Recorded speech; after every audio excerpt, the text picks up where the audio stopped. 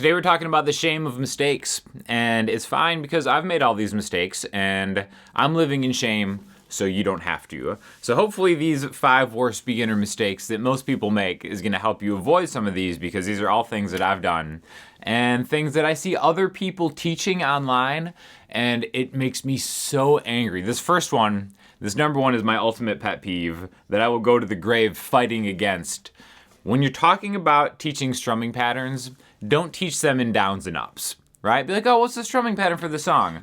Down, down, up, down, up, down, down, up, down, up. That's the absolute worst thing. It's like, yes, it's true, but if you think about what you're actually teaching or learning when you're just memorizing directions, which is so unmusical, it drives me actually insane. So if you're ever caught in a situation where you're teaching someone and you're like, oh, it's a down, down, up situation, don't.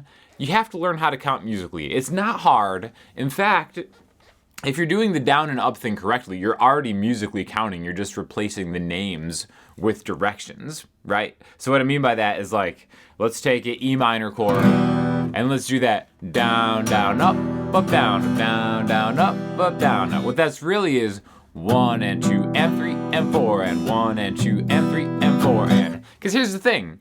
If you just count, all right, all the down beats, they're called down beats for a reason. Not really according to guitar, but you're going down on them anyway, right? 1, 2, 3, 4. Those are numbers in a 4/4 count, and then the and in between is going to be up. 1 and 2 and 3 and 4 and. So let's go down on the 1 and 3, and then up on the and of 4. 1, 2, 3, 4 and 1, 2, 3, 4 and 1. That's not down, down, up, down, down. It drives me crazy. It's not like guitar players are trading strumming patterns backstage. Like, oh, I like what you're doing there. Oh, that was a down, down, up, down, up, down, down, down, down, up, down. It's ridiculous. It's actually ridiculous, and it drives me crazy. God forbid you want to learn another instrument after you start playing guitar. I'm just going to stand on my soapbox here because I hate the down-up thing so much. Like piano players, like, oh, where's the accent? And drummer's like, oh, what's the vibe? Where's the accent on it? Oh, it's on the 5th down. On the 3rd time, I repeat it, but then I change one of the ups in the 3rd stanza. No, just learn how to count. Musical count. It takes just as long to learn how to count musically as it is to memorize a stupid down and up pattern. So that's the number one mistake all beginner guitar players make, is not learning how to musical count. Doesn't mean you need to learn sheet music. Don't confuse it with that. Just think of however you're counting it. You don't even have to have a guitar on you. You can just count something in a car.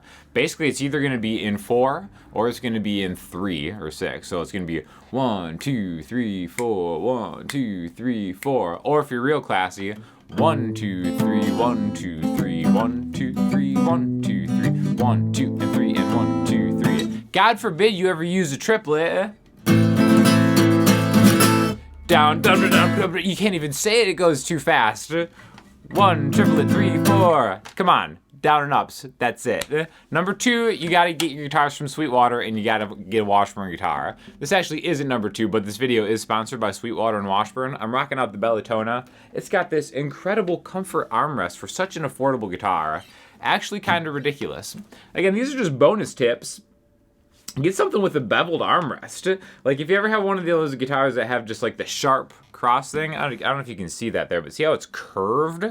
Your arm just fits right over there. So when you are counting musically and not doing downs and ups, it just sits right there and it just feels good. Give it up for Sweetwater. They actually, inspect all their guitars before they send it. And the cool thing about ordering from them is you get pictures of your exact guitar before it comes.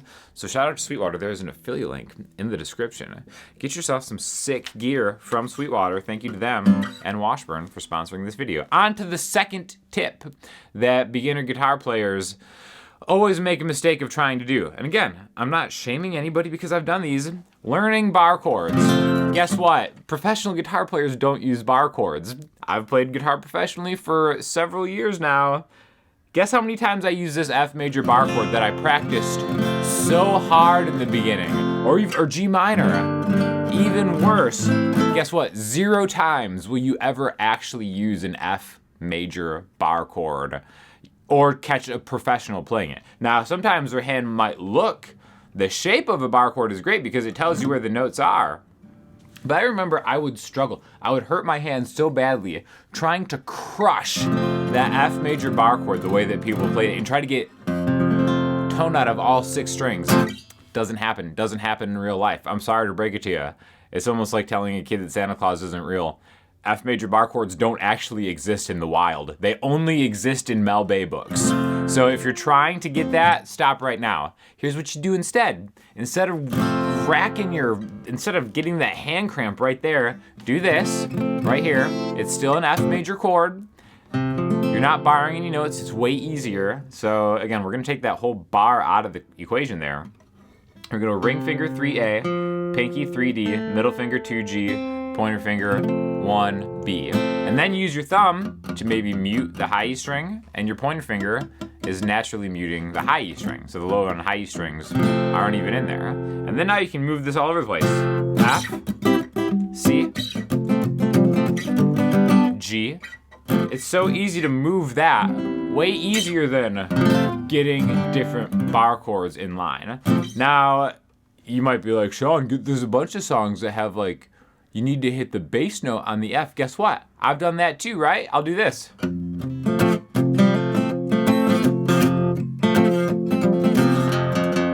You can like hit that bass note and then go into it. Again, I don't know if this is an efficient way to do it, but this is how I would eventually play every song where I needed to get that bass note in an F. I would never actually bar it. See, I got that open E on top, which even adds a little bit of mystery when you do it like that. And then you can kind of do that little hammer on. There's so many cool things you can do if you're not barring the bar chords. Same goes for the minor ones, right? Like if you're playing A minor or something like that, which I think is one of the hardest bar chords, where you try to double down and go 5, 7, 7, 5, 5, 5. Eventually, I mean, you probably would want to use the open A minor voice anyway, but as far as movable shapes, minor 11 chords are classier and way easier on your hands anyway. So use minor chords as this. If you see any minor chord, let's say G sharp minor, put your middle finger on the G sharp, skip the A string, ring and pinky. There's a minor 7 right there, and then your pointer finger, 3rd fret on the B string.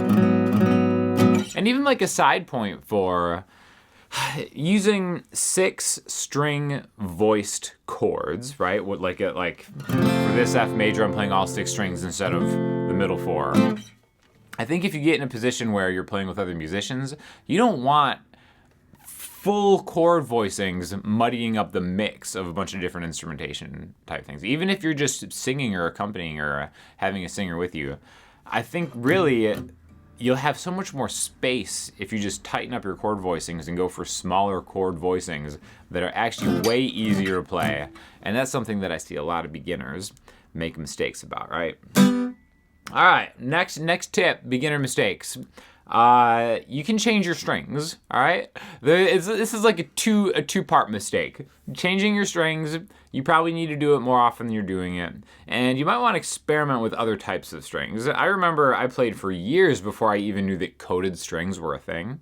If you follow this channel at all, you know that I'm a big fan of elixir strings because I think they feel better, and coated strings in general are easier to just navigate the neck of the guitar with, and they last longer. So I don't have to tell you that you already don't change your strings often enough, right?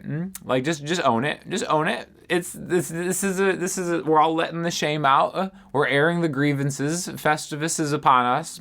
I don't change my strings that often, which is why I use coated strings, right? You know, you can get into an argument about the tone and everything, but it'll take away that annoying squeak on your guitar if you use coated strings, or at least minimize it. So I'll link the ones that I use in the description if you guys are interested. But I just think that beginner guitarists don't think about that, how gauging down even a set of strings can really help make things easier, even with bar chords and stuff like that, right? Which you don't use anymore anyway. But what I mean by gauging down is some guitars come standard, some acoustic guitars come standard with 13s, which is the thickness of the thinnest string. And that's a wildly thick string, which is harder to hold everything down. So don't feel ashamed to put tens, which is really more of like an electric guitar gauge string thickness. Again, don't put electric guitar strings on your acoustic, but you can put the thickness of electric guitar strings with acoustic strings onto your acoustic, right? So if you're really having a hard time getting good tone and everything's all buzzy, maybe try gauging down to either 10s or 11s, and then everything becomes that much easier to play and fret, because we all kind of start off with that death grip where you're, even if it's just mental and you think you have to hold your strings down way harder, eventually it gets buzzy because you're going too hard and your hand hurts and all that stuff, right? So that's a quick pro tip that you can try that is actually pretty inexpensive, and it just makes the entire experience more enjoyable. Number 4, learn songs and not scales. Now this isn't don't learn your scales. It's more about just learning things contextually, right? I think there's a fun thing that happens when you're maybe first starting guitar. It's like, I got all this information. I've got all these chords. I'm going to memorize these chords. I've got all these scales. I'm going to memorize these scales. And then your practice sessions become, all right, what am I going to do here? I'm going to play the minor pentatonic, and I'm going to just practice that for 5 minutes. Then I'm going to take the G Mixolydian mode. Did I just play it? Yeah. And I'm going to practice that for 10 minutes. It's like, all right, like that's great. And this is a little contextual of what your goals are, right? But I do think that learning songs and learning chords and scales contextually is way better for your advancement of your musicianship than it is just for your guitar playing, right? So what I mean by that, instead of memorizing just a bunch of chords, like they have those chord sheets that they sell, it's like, oh, your first 15 chords. I think that's dumb. How about you learn a song and you just learn the 4 to 6 chords that are in that song? Because then you're actually learning all the chords in a key, right? My Patreon would be a very big help for this one. So instead of just like trying to memorize your freshman 15 chords, why don't you learn all 6 main chords in any one key, right? So if you have the key of D, D major is the 1 chord, E minor is the 2 chord, F sharp minor, look how I'm playing that, not F sharp minor is the 3 chord, I'm playing it classier, G major is the 4 chord, A major is the 5 chord, B minor as the 6 chord. Right there again, you're like, oh, that's the B minor bar chord. No, it's not. Just because my pointer finger is lined up with that, I'm just playing the middle 4 strings. I'm not barring it, but I could if I needed to. C sharp minor 7 is the 7 chord, back to D, right? That makes so much more sense in context, right? Because then you can be like, all right, we'll play a song in the key of D that's maybe a 1, 3, 5, 4 chord progression, right? All that means is you play the 1st, the 3rd, the 5th, and the 4th chords in that key. So like, all right, what's 1 in the key of D? Well, that's easy enough, D major, right? Then I gotta go to 3. F sharp minor. What I say? 5 next. A. 4. G. And that right there is so much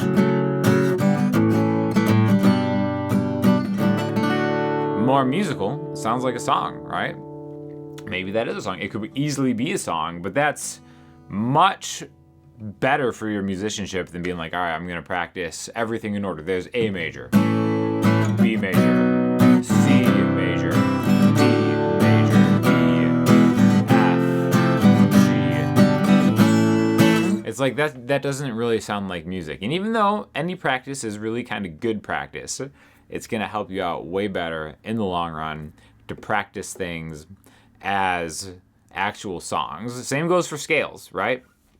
And again, running scales is great to solidify in your mind's eye how things look, but you want some kind of methodology to it, right? Like in fact, A minor pentatonic, right? You've probably seen that before. The 5/8, 5/7, 5/7, 5/7, 5/8, 5/8.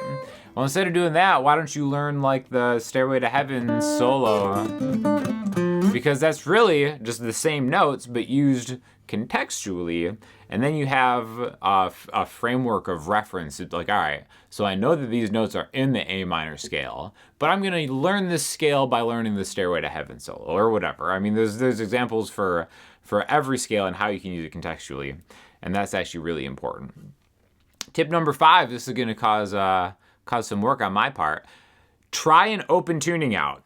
It was years and years and years before I tried an open tuning. So real quick, let me put this, right now this is just in standard. The Washburn's in standard right now. So let me switch this to an open tuning just so you can see how easy it is. All right, so this is an open G tuning. So what that means is I tuned the E string down to a D, the A string down to a G. I kept the D and G strings the same. The B string is also the same, and the high E string is now a D. So basically, I strum all of them, and I get a G major chord, as if I were playing like a G major, right? So now I can practice my counting as a chord.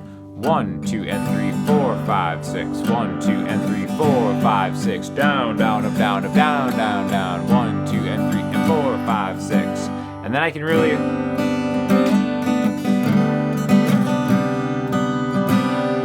I'm just gonna use the E minor shape, right? The easiest shape you know. And then I'm just gonna randomly put it on the 5th and the 7th frets because that's where G major, C major, and D major are just as bars, but you don't have to play them as bars. Remember that we're anti-bar chord here today. I'm just gonna think of all these as being things that I can do with just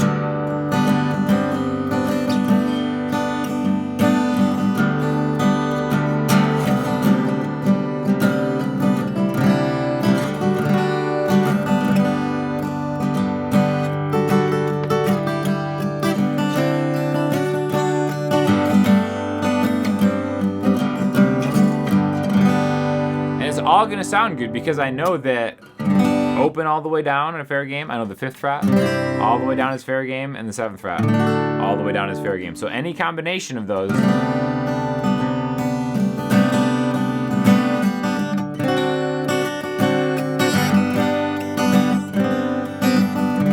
is gonna sound good, right? So it's almost like a quick cheater way to make anything a lot easier. Open tuning. A lot of different ones you can choose from. They all have their own kind of pluses and minuses. So those are my 5 beginner mistakes that drive me absolutely insane. Thank you to Sweetwater. Thank you to Washburn for sponsoring the video. Like I said, check this guitar out. This is a really high quality guitar that's not a lot of money with a lot of high-end features, right? You can also, it's acoustic electric, you can plug it in. But yeah, let me know if you have any that you'd like to add to the list, and I will talk to you guys later.